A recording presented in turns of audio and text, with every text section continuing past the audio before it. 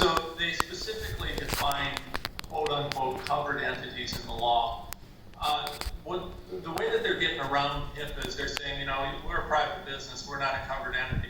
If you're a hospital or an insurance company, well, you're probably a covered entity. But if I'm Joe's ice cream store down the street, well, I'm not listed in that. So HIPAA has, I would argue that there is a case to be made that HIPAA should apply more broadly, but that case law doesn't exist yet. So it's questionable whether or not that would apply generally.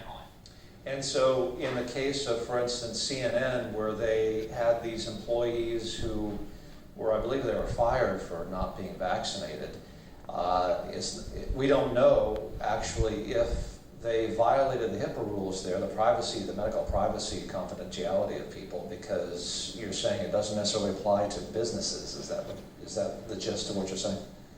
Yeah, that's correct. So there are other causes of action that might apply to those people, but the law is not, it's not really solid on it in any event. And what I would say is that it's definitely a lawsuit worth taking, but it's a lawsuit that I can't say would come out in favor of the employees that were terminated. I don't know.